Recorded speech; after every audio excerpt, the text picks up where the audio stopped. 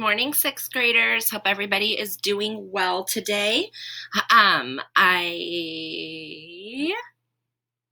Let's just get started. Today's going to be extra long. That's what I was going to say. So I'm going to put your Boy in the Painted Cave chapter in a different presentation, and I will place that under the daily video as well as under the slide deck in our weekly planner. So that's where Boy the Painted Cave is in the language arts planner. All right, so first of all, our book talk today, and I need to grab it, it's right here, is called Lifeboat 12. Lifeboat 12 is based on a true story about a ship full of kids who were getting transferred from Europe to Canada during World War II just to get them to safety. And so anyway, long story short, their cruise ship ends up getting bombed. And so this group of people gets out on a lifeboat, and then but then they get lost at sea. So like I said, it's based on a true story. So it's got a lot of factual things that happened in it. This also is especially interesting because it is written in verse, which if you remember novels in verse from when we studied genre, they are written kind of like a poem. So they are usually shorter than a regular book. So if you're someone who still needs to get into your reading rhythm, a novel in a verse would be a good choice for you. And then they also go faster, and they usually are very descriptive and get to the point of the story because they have fewer words to do that with. But this book was super good. I loved it, and I highly recommend it. So if anyone's interested in reading Lifeboat 12, based on a true story of World War II, novel written in verse, email me and I will put it aside for you. All right, so today in Language, Arts, and Literature, we are on Tuesday. We are going to review similes and metaphors. So similes are, and we'll actually get to that in a second, so I'm not going to go over them right now, but those should be familiar to you. And then we are going to, we're not reading the story till tomorrow. Okay, so I'm actually going to change things up a little bit because we are going to just read Boy at the Painted Cave during this video because I thought we were reading the jacket today too for some reason. All right, so we're going to introduce the jacket and we're going to talk about similes and metaphors. So this is The Jacket by Gary Soto. So a simile, these are two kinds of descriptive language or figurative language. And a simile is very common. It compares two things using the words like or as. And some examples of that are, I was as cold as an ice cube. She swims like a fish. I slept like a dog. So you see all three of those sentences have the word like or as in them. Okay, that means they're a simile. Then you have a metaphor, which also compares two things. These two go hand in hand. But a metaphor does not have the words like or as, and it compares two things by saying one thing is another, okay? The book was a passport to adventure. You are what you eat. He is a walking dictionary. So you know that none of those statements are literal. Okay, you are not what you eat exactly, but it's a figure of speech to help people understand things by comparing them to others. So now we're actually going to skip this one because we're not in class today. We will do this when we are in class later tomorrow. Okay, so we're going to think of a list of similes and metaphors and what they mean. So be thinking of that for tomorrow. Bring some similes and metaphors ideas to class with you. Metaphors are a little bit harder, so just think about that, and we will do this in class tomorrow. All right, and now there's a simile and metaphor hunt. You're going to go into Otis and complete it. So read the directions carefully, and I'll go over that with you in class today too. Okay. All right, moving on to social studies, because now you have to go do your assignment. So hopefully you push pause on my video, go do your assignment. Today we're continuing to talk about the agricultural revolution and the Neolithic times. We just finished the Paleolithic times, which was the old Stone Age. Now we're moving on to the Neolithic times, which is the new Stone Age. You can find this information too in sort of a different form on pages 21 through 24 in your textbook. I highly recommend you read it.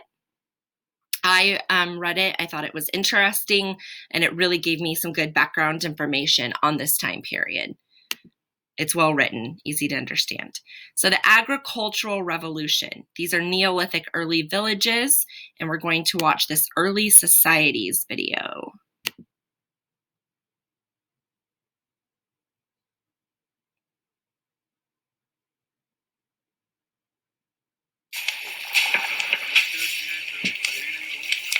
Inevitably, populations grew.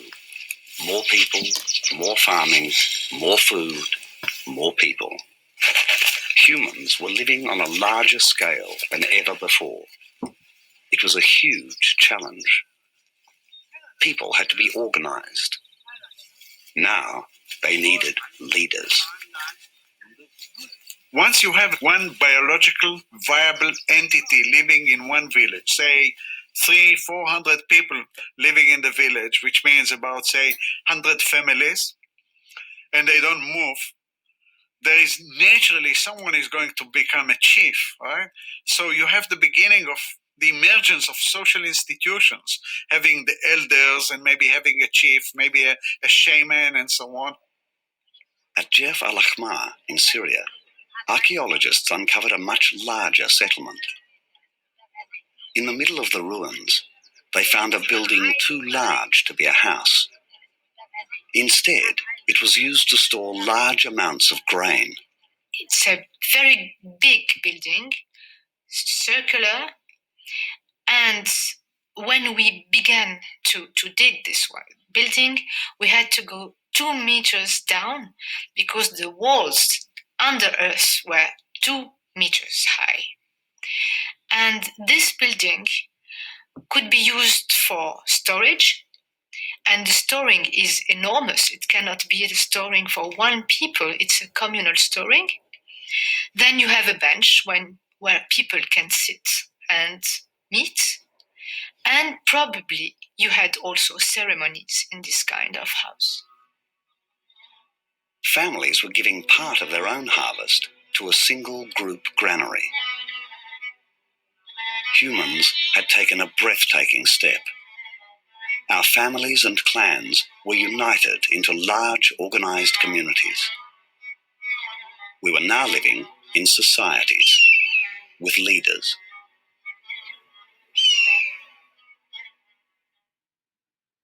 All right.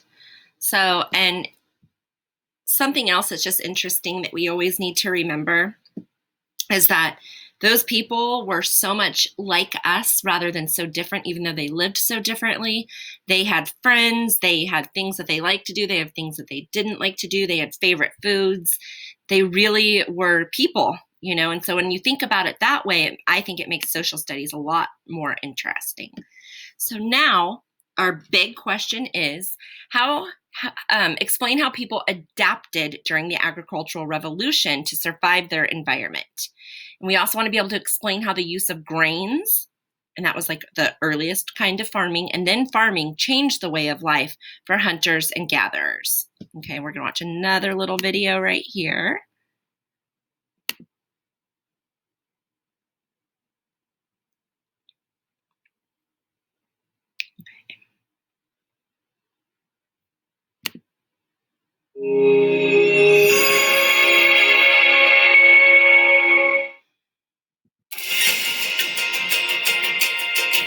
Farming is absolutely revolutionary. When we discovered how to farm, we suddenly increased the ability of the land to support us. It's the difference between there being only a few million humans on the planet and there being billions of humans on the planet. Most humans alive today subsist on the products of the agricultural revolution. the byproducts of farming. Humans were extremely good at hunting. One of the problems is about 8 to 10,000 years ago, most of the large animals that humans were hunting died out. We were simply very successful. In those locations where you no longer had game, you had a choice between dying, moving, or settling down and trying to survive and thrive on plant life. Our ancestors were natural historians in their daily lives, and this was probably behind the domestication of plants. They probably noticed that if they took some of the seeds and rather than eating them, left them on the ground or put them in the compost heaps or the dumps near their camp, they grew.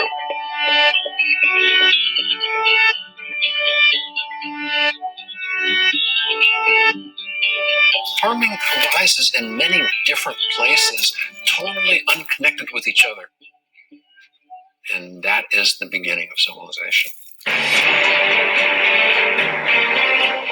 We had to come up with better tools, better ways to build our houses, to protect our land, to make our clothing and so forth. We had new materials to use, we had new plants to grow, and we started to develop organized societies. You have to have a hierarchical system that's going to have somebody in charge to make sure that things are done. Farmers are invested in land. Inevitably, if there's more than one person farming, this brings them into conflict with one another.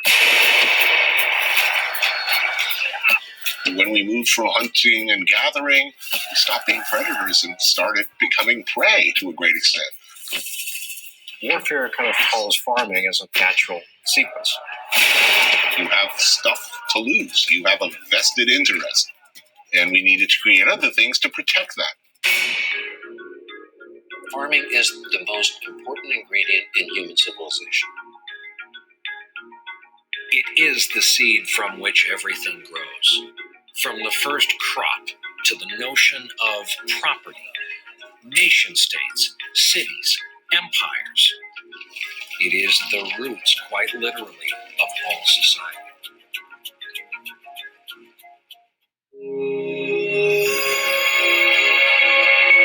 All right, that was interesting. I love the time-lapse videos. Okay, so again, Neolithic times, pages 21 through 24 in your textbook. If you want to push pause and read those now, you may do that. So the Neolithic Revolution is the period in history when humans shifted from being nomadic hunters and gatherers to being settled farmers. So they weren't going place to place hunting for their food. They were taking control over that themselves and planting and domesticating and farming and things like that. And we'll get to all those things. So the systematic agriculture is the growing of food on a regular basis and kind of in an orderly way. The Neolithic Revolution, the Neolithic era, lasted between 8,000 BC to 4,000 BC. Agriculture is farming. Early farmers produced their own food and developed a supply of food. Okay, and here are some early farming tools, farming back then, farming more today. So we're going to watch another little video here. I think this is the last one from today.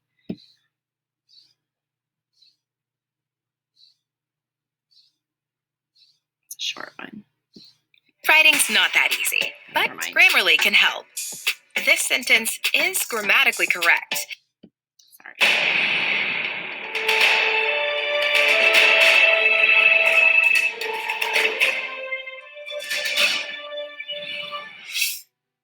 From the beginning of time, humans have had this need to survive. The earliest humans hunted and gathered their food. Now, we go to grocery stores. How do we get from point A to point B? Experts say this revolution in the way we live took place around 10,000 years ago, in the year 8000 BC. Get your pad and paper, because this is a pretty important advancement in history. Historians like to divide history into nice, digestible chunks of years. The Old Stone Age began around 2 million years ago and lasted till about 8000 BCE. In order to survive, the earliest humans hunted and gathered their food. The New Stone Age officially began when people learned how to farm and produce their own food. Now that they didn't have to hunt and gather their food, early humans could remain in one location and build a civilization. They chose the most fertile areas where the crops could grow. As population grew, so did their civilization, culture, and the need for interactions with other civilizations. Once people discovered they didn't need to depend on hunting and gathering, they began to live very different lives. Early farmers learned what seeds would produce the most crops. They also learned how to domesticate animals. The Neolithic Age began when they invented farming. Finally, humans had a stable food supply. Thanks to agriculture and this surplus of food, humans could stay in one place. The earliest shelters were built with the natural resources that were in the area, like mud bricks, stones, and branches. Eventually, shelters became more complex with places to store food and pits for cooking. Most importantly, houses gave people protection from harsh weather and wild animals. These permanent shelters also allowed people to form larger communities. Also, thanks to agriculture, communities grew larger and larger. The surplus of food led these larger populations to create specialization in labor. Now, community members could divide up the work and become experts in a specific area. People had more time and energy for other activities. People had free time to invent new things and make their lives easier. Also, thanks to agriculture, people had new jobs. Previously, humans spent their days hunting and gathering. Now, because food was in surplus, people specialized their work in other areas. There were weavers, basket makers, tool makers, and traders. Focusing on one job allowed people to get better at their work. This led to new and better ways of doing things. Thanks to agriculture and a specialized workforce, people began trading with other civilizations. People began venturing out of their civilizations in order to get more resources they didn't have. Traders often traveled hundreds of miles to find what they wanted. Some popular items that were traded were flint, obsidian, and various beauty products. Trade not only brought new resources to different regions, but it also helped spread ideas and knowledge around the world. We've come a long way from being hunter and gatherers. A revolution has occurred. Humans figured out how to farm and make their lives easier. They created permanent shelters, communities, new jobs, and trade. Eventually, these smaller settlements would become much larger civilizations and bring about much larger problems. Here's some references. All right. That was funny. Okay. Couple more things for today.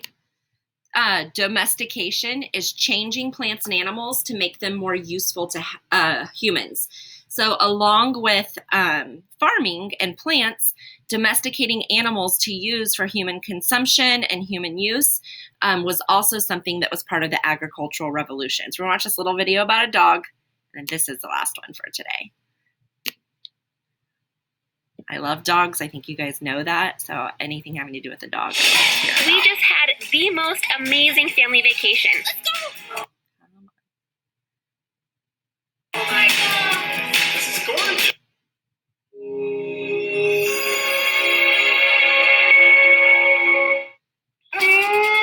The dog was the first animal to be domesticated somewhere between 15 and 13,000 years ago. What is unique about the dog is that its ancestors are basically wolves. So our ancestors and dogs' ancestors were at some point maybe enemies. Wolves are social creatures. They recognize dominance and sociality, so they're already, in a sense, pre-adapted to living with humans. The course of domestication of the dog was probably not a single moment. It was probably a long, long period of experimentation. The first initial contact was probably made by wolves who were looking to exploit a new food source, who were able to, stand being near people long enough to eat what was being thrown in the scrap heap behind the cave. And in a couple of generations, you've got an animal that is starting to domesticate. And I think it's what's fascinating about that is the conceptual shift for those early men into how useful that can be. And of course, a domesticated dog is a tremendously useful tool in a survival situation in the wild. They can watch the mouth of the dwelling for predators.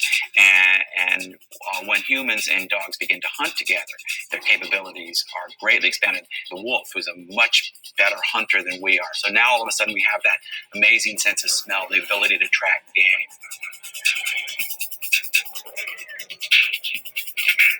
He can hunt at night. He can hunt by sound. He can hunt by smell. He can hear the reindeer over the horizon hours before you'll even become aware of their presence. But it's an unbeatable combination. There's humans and dogs together. Nothing can stop them. We have a long relationship with the wolf and the dog. And it's often said the dog is man's best friend, but you can turn that around. Dogs will never become extinct. Wolves, on the other hand, are endangered species pretty much everywhere they live. So becoming man's best friend was a good thing for the wolves. No one's ever given up on the domesticated dog.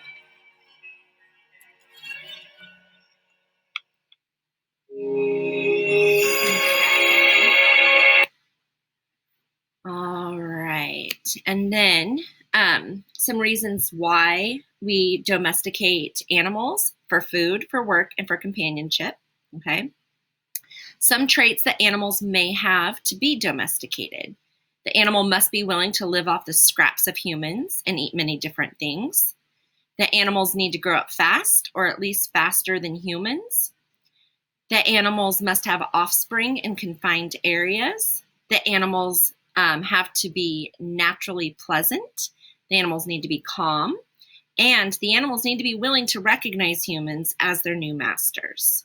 And why we would domesticate plants, and that means to harvest them, control them, things like that, for food, medicine, and for clothing. Okay, so that's that. That's our little introduction to farming. Like I said, you should read in your social studies books as well. We are going to go ahead and shift gears and read chapter 11 of Boy of the Painted Cave. So there is the slide for that. Okay, where we last left off, they encountered some woolly mammoths. Ram was trying to take them. Like a lot of dogs, he doesn't realize how small he is. So anyway, that was kind of interesting. Chapter 11. Tao's cuts and bruises were painful, but not serious. Kala gave him plantain leaves and poultice to make an earth apple to put on his wounds. Sorry, I misspoke there. She also gave him a sackful of chestnuts to boost his spirits. Tao smiled at her. It has been a long time since I have had one of these. Kala shook her old gray head. If you go chasing the mammoths, you will not live long enough to eat them. Summer came, and a bright sun filled the valley with its warm glow. Tao watched the golden eagles soaring on the warm updrafts, their sharp eyes searching for rabbits and marmots. The antelopes now shared the valley with herds of small shaggy ponies or tarpons, not much bigger than the wolf dog. One afternoon, as Tao was coming back from the slough with Ram, he looked up to see a rainbow of colors ripping across the white cliffs. Splashes of yellow gave way to blues, then purple, as the sun moved in and out of the clouds. Then suddenly, he saw a bright flash of white light come from the top of the limestone cliff. For a moment, it danced and flickered in the sunshine. Tao shook his head, puzzled, wondering what could make such a strange light. A moment later, he saw it again. It sparkled and shone like a star, beckoning him. He walked across the open field, and each time he saw it, he stopped and tried to think where he had seen that light before. When he reached the foot of the cliffs, he stood quietly watching it as it flashed on and off in the sunlight. Then, all at once, it came back to him, and he knew what it was. It was the shining stone. A broad smile crossed his face. He forgot about everything else and started to run. "Come, Ram," he shouted, pointing to the top of the cliffs. "It's our good friend Graybeard. He is making his magic." Halfway up the cliff, Tao stopped at his little cave. There he tried his spear over his shoulder with a leather thong. He picked up the bag of chestnuts and tucked it under his belt. Then he started to climb as Ram followed. They went up a narrow, winding ledge, picking their way over the jumbles of loose rock and stones. Soon the path became steeper. Tao reached out, grasping the stunted pine shrubs that grew from the crevices along the rock wall. He stepped on jutting rocks, and his fingers felt for cracks and crannies to pull himself up. Ram was a good climber, but at some places his paws slipped and scraped on the uneven surface. Once Tao helped him around an overhang, and twice he had to pull himself up by the scruff of the neck. Frequently, they stopped to rest, and little by little, they made their way up the steep limestone wall. As they came closer, Tao saw Graybeard's wrinkled face looking down on the edge of the cliff. He wondered how the old man had made such a difficult climb. Breathing hard, Tao pushed Ram over the top, then pulled himself up the rest of the way. Graybeard reached down with a bony hand and helped the boy to his feet. He was smiling broadly. You saw the light from far off, and you knew it was the shining stone. Yes, said Tao, glancing into the old man's blue eyes. Your magic is good, but it is a hard climb even for a boy. That is why I chose this place, said Graybeard, but there is an easier way. I will show you later. He led Tao over to a clump of bushes. There, the old man removed a covering of pine branches to reveal a small opening leading underground. It is well hidden, said the old man. No one will find us here. They followed a narrow tunnel down to a cavern where shafts of sunlight filtered through from above. Tao saw the unmarked walls and the high arched roof. On the floor were sticks of charcoal together with chunks of dried clay. A surge of excitement raced through him, and he felt a new wave of joy. To become an image maker was the thing he had always dreamed of. To be taught by the master was more than he ever hoped for. My hands and eyes are ready to begin, he said. Ah, my friend, do not be in such a hurry. The old man bent over, stifling a cough. Then he continued, You will be a better pupil after we have eaten. Tao forced a smile. Food meant nothing to him now, but he did not wish to press the old man. He took the bag of chestnuts from his belt and handed it to Graybeard. Kala gave me these, he said. I have been saving them for you. Graybeard opened the skin sack and peered in. He took out one of the shiny red nuts and held it up in his thin fingers, smiling. Chestnuts are not plentiful, he said. It will be good to taste them again. They sat on the floor of the cave and ate part of the roasted antelope leg that Graybeard had brought with him. They roasted the chestnuts and cracked them open between two stones and picked out the sweet meat. Ram gnawed at the leg bone, which still had some meat on it, then curled up in a corner and went to sleep. Bright sunlight came through the opening and reflected off the ash-gray walls of the cavern. Graybeard got to his feet. He lifted his thin arms over his head and stretched. Then he looked down at the boy. Now it is time to begin, he said. He took a slate stone from his deerskin pouch. When we were together before, I showed you how to rough out your images, how to draw a bison. Now you must try something harder. He handed Tao the stone. Tao took it and studied the carved engraving.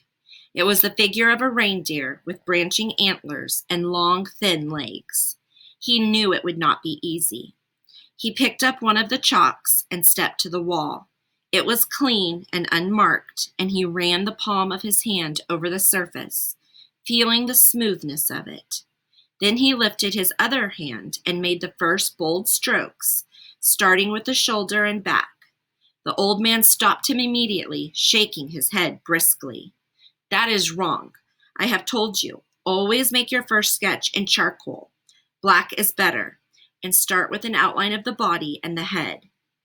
Tao groaned inwardly. In his excitement, he had already forgotten the first lesson the old man had taught him. He picked up a stick of charcoal and began again. The old master watched for a while, then reached out and stopped the boy's hand again. "No," he said sharply. "You draw with short, choppy strokes. Let your hand go free. Let it glide over the wall. There is plenty of room. Reach out as far as you can." As he followed Graybeard's instructions, Tao found he was drawing easier and faster. He smiled with a quick feeling of satisfaction. Just a few words from the master made a big difference.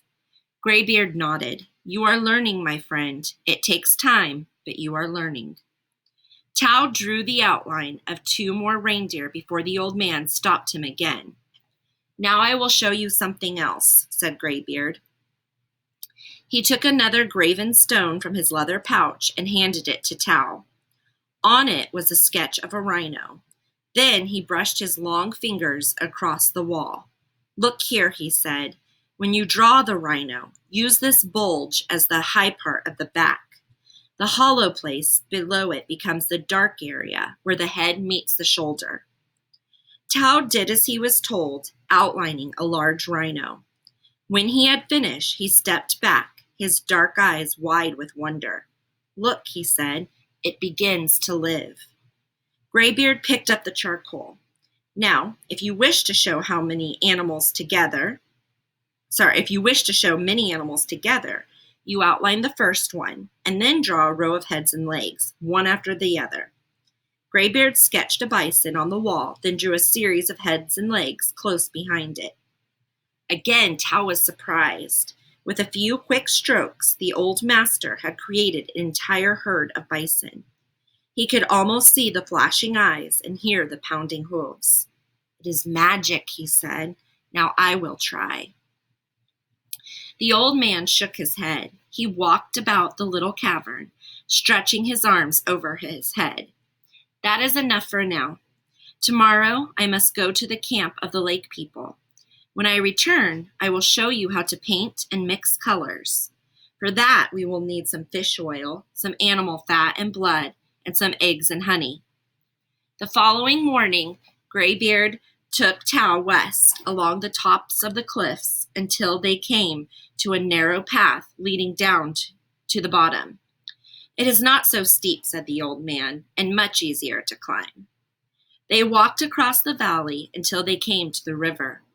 When they were ready to part, the boy said, "Thank you, Graybeard.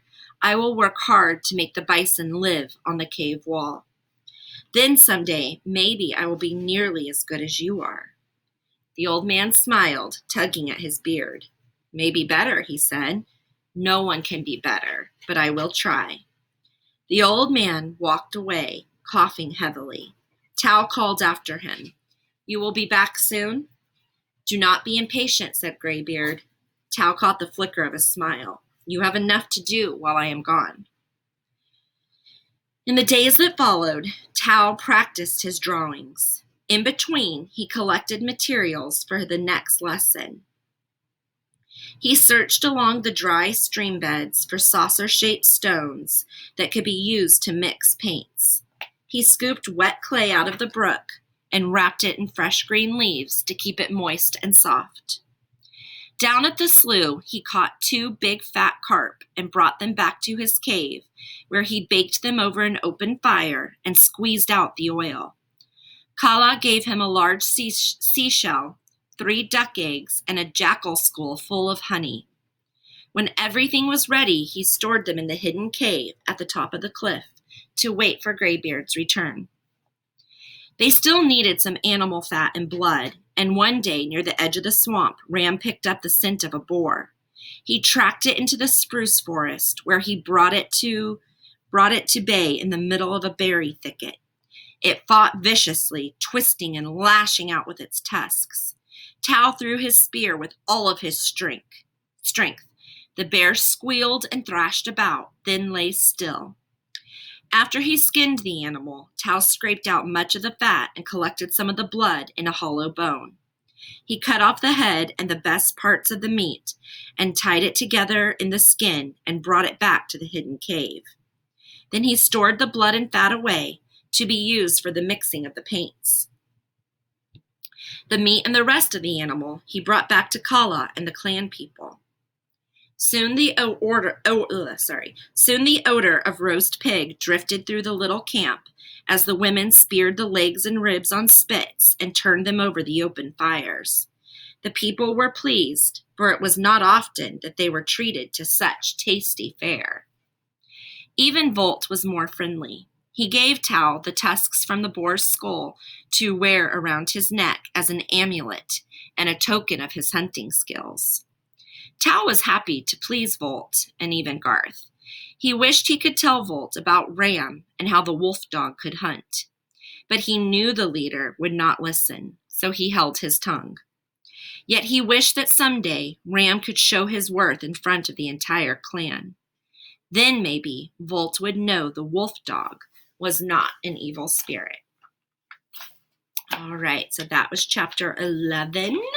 You are now going to go to Otis, answer your chapter 11 questions in Otis. Remember to follow all directions. If it asks you to cite the text, please do that and make sure you answer and complete sentences. Have a beautiful day. I will see you tomorrow.